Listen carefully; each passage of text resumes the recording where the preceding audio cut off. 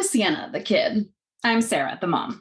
Whether you're a young person wanting to learn more about these issues, Or their parent wanting to find ways to connect. we want you to join us as we tackle some important subjects. If you can't have these conversations in your household yet, we hope to help by having them here. Welcome to Queer Kids, Straight Mom. Let's talk.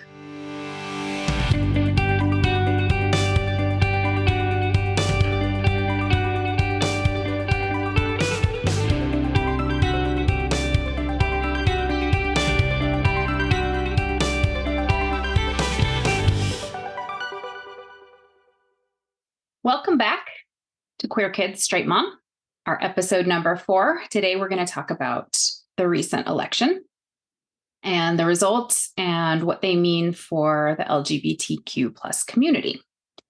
This was a fascinating election. LGBTQ candidates ran in record numbers this year and were on the ballot in every state in the United States for the first time ever. A lot of the right-wing candidates spent huge amounts of money on anti-trans messaging in their campaigns, obviously thinking that was a good way to turn people off of their opponents. LGBTQ people running in record numbers and these anti-trans messages from right-wing candidates, I think, were both spurred by this sort of surge in legislation that has been introduced lately. LGBTQ candidates seeing the importance of having a voice in the room, and the GOP seeing that they've had some success in using this messaging as sort of the save our children cry du jour that appeals to a certain demographic. Fortunately, voters seemed kind of to be undistracted by this in a lot of places, and LGBTQ candidates actually had a 60% win rate in their races. So first of all, let's talk about why this matters. There were a lot of firsts. We've got our first 2 openly lesbian governors, first trans legislators in a few states, a lot of gains that we haven't seen before. Some would say, why focus on these parts of their identities instead of their ability to legislate? Why is this something that people are talking about? Why is it so important to specifically recognize the LGBTQ identities of these winning candidates? I would say it's just like anything else. With any other marginalized group, whether that's people of color, whether that's women, whether that's religious minorities, generally, I would say it's desirable to have a governing body that's representative of all the different identities that exist within a constituency. And LGBTQ plus people are becoming a more and more visible part of every constituency in the United States. So I think it's important that our voices are being represented, especially because there are issues that are important to us. The ability to update government identification with names and gender markers, for instance, or adding LGBTQ plus people as protected classes to anti-discrimination statutes, all of that kind of thing. There are things that if you are not familiar with the community or you haven't experienced issues relating to those, you might not understand why they're so important. Whereas for members of the queer community, we're always going to be more sensitive to that, and that's going to be more on our radar. Makes sense. So representation in office. To me, the obvious answer to that has always been it's another vote in favor of bills that are helpful to the LGBTQ community. But I saw this really interesting point from the Vice President of Political Programs for Victory Fund, which is a group that focuses on campaign issues and candidates in the LGBTQ community. Then he was talking about the transgender candidates that have won. Until folks in Montana and so many other places see LGBTQ people in office, they're going to keep beating us up and they're going to keep attacking us legislatively. We're just going to be an amorphous enemy as opposed to a smiling face that's sitting next to them. And I thought that was kind of interesting. I hadn't really thought about that angle before, that it's also your colleague. Mm-hmm. And I think any situation where there's sort of that humanization of somebody, that the right-wing movement has found a lot of traction in dehumanizing.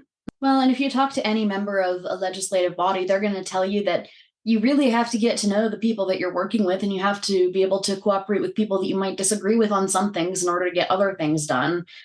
And for all the political controversy and the nonsense that we hear about, I think most people would say when they actually are representing a body in the legislature that it it really is a job where you have to be willing to cooperate. So, yeah, makes a lot of sense. So, potential danger in my mind of talking about this, celebrating it, and bringing it to people's attention is that transphobic and homophobic people might get that sensation that their country is being taken over, right? They are all of a sudden hearing all these people that are going to be making laws, and they find these people threatening and immoral.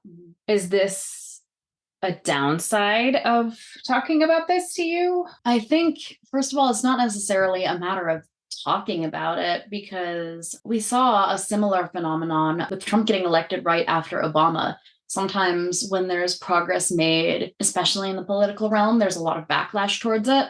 But that's not a reason to not try to make progress or not to acknowledge the progress that has been made, in my opinion, because if we cater to the idea that, well, what if people get mad and then there's backlash and then bad things happen, then that's just doing those people's jobs for them. Oh, good way to look at it. Another thing I've been thinking about in watching this is just seems to me an incredibly brave thing to go into politics as an openly gay or transgender person. Because you know that a certain contingent is going to attack you, not only because they don't like your politics, but they're going to come after you personally. I just saw a few days ago, Pete Buttigieg had put out a statement about the nightclub attack in Colorado Springs. I don't know, did you see this? Mm-mm. So good old Tucker Carlson. We could do a whole episode on things Tucker Carlson said. His quote is, Pete Buttigieg wants to talk about identity. He always wants to talk about identity. And the funny, ironic thing is, just a few years ago, Buttigieg wouldn't even admit that he was gay. He hid that and then lied about it for reasons he has never been asked to explain. Why not? Wow. So Pete Buttigieg came out at the age of 33. He said in his memoir that at the time he graduated from college, he would have considered being gay a career death sentence. All of the reasons that he would have thought that are pretty obvious to us. I think the idea of Tucker Carlson acting like there's anything to explain is obviously kind of smack you in the face irony, but it's a mean-spirited belittling distraction. And it adds to the long list of things public servants have to deal with. Coming out to the people you love is one thing, but doing it as a public figure and opening yourself up to those kinds of bullies with microphones and vast, somewhat unsophisticated listeners, that's a whole different thing. You're a person I know has considered running for office at some point. Does that kind of thing deter you at all? I wouldn't say that in particular deters me. I think that's the kind of thing that I'm like, Tucker Carlson's talking about me. Okay, sure. I think I'm a person who tends to take less seriously the things that are just kind of comedic like that. What I find more difficult to deal with is the idea that there are people who are never going to admit that they have a problem with me because of my queerness, but it's still going to be influencing them and making them say, oh, I just don't like them. I'm not really comfortable. I'm not comfortable with them making decisions that are going to affect my children. Yeah, that's been seeing the children thing thrown around so much. I'm hoping that what we saw in this election was a little bit of a statement that that's not just going to work. You can't rely on like trying to make us scared of transgender people and get us to vote for you. Yeah, I mean, I think you're right. I think there's a lot of that. Like, I'm not going to say it's because of their sexuality or their gender identity. I'm just not comfortable with that person. And I mean, I think that's, again, a lot of what we saw directed towards Hillary Clinton. Like, of course, no one was going to admit that, right? If people had just said, I'm not going to vote for her because she's a woman, like that'd be like, wow, seriously? But no one was saying that. People were saying things like, well, she's just too rude, or she's not responsible enough, she's too emotional. Like all of these things that are really clearly coded as sexist, but that also give you plausible deniability, I think, to others and to yourself, to be like, I'm not being sexist. Right. I would imagine that for LGBTQ candidates, it's the same thing we see with female candidates and people of color, that you have to do it better, smarter, more flawlessly than other people, because anything that a white middle-aged man might get away with, you're not going to get away with. One thing that I noticed is I think that the campaign that Republicans have been kind of trying to lead over the last couple of years to really go after, especially trans people, kind of backfired on them in a way. And I'm hoping that this will continue. I'm thinking specifically about the case of Zoe Zephyr, who was just elected as a representative in the Montana House. And she has specifically said that her decision to run for office was influenced by, like, she made that decision after she was testifying against the bill that was eventually passed, that transgender kids need to play on the sports team corresponding to their assigned gender.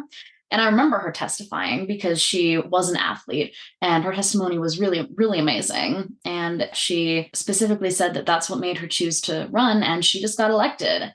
And she is Montana's first openly trans legislator, which I think is really cool.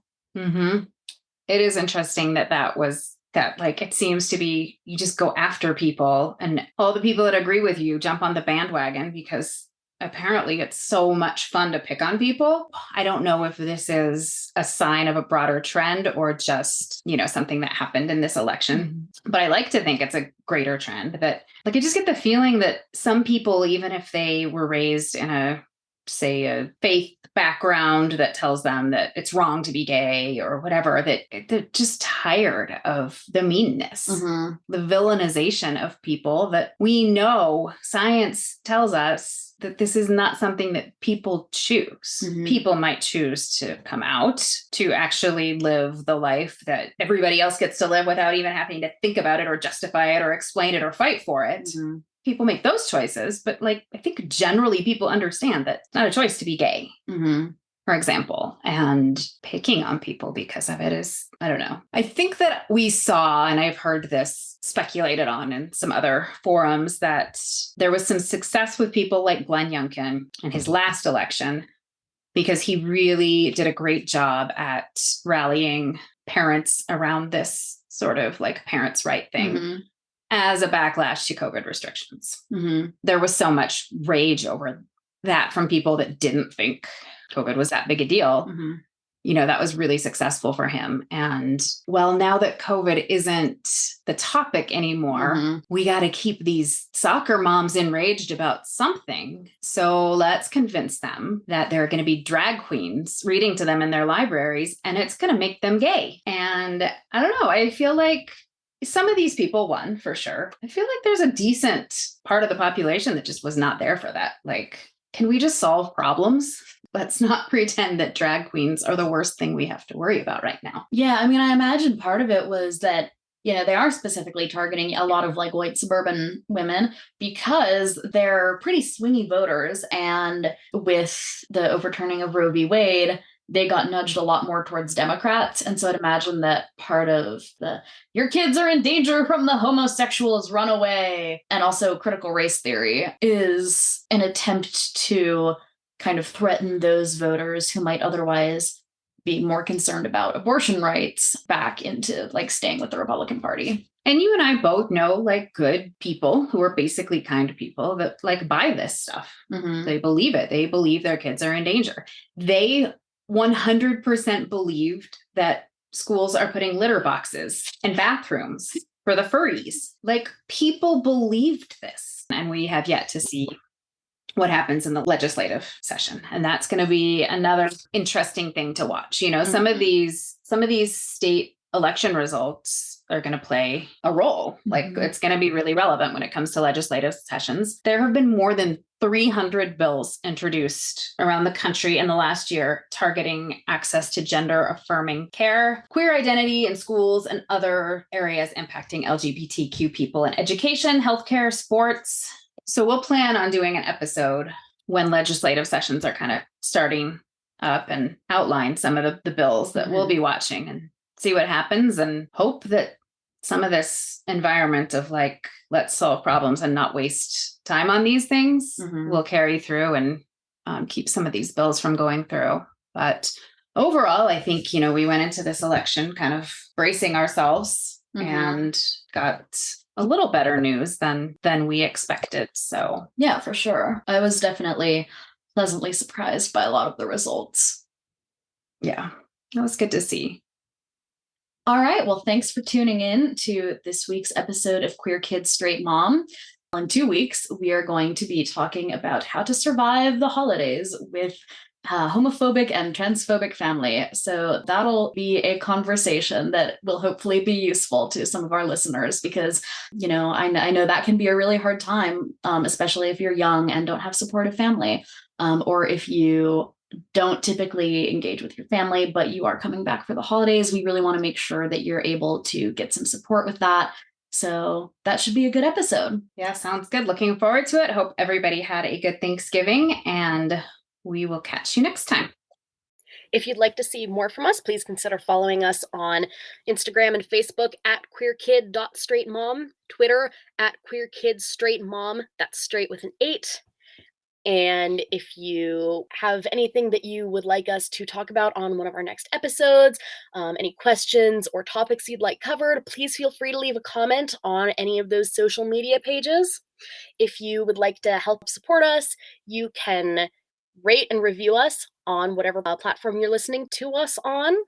And if you would really like to help us out, we have a Patreon under Queer Kids Straight Mom. Thanks so much.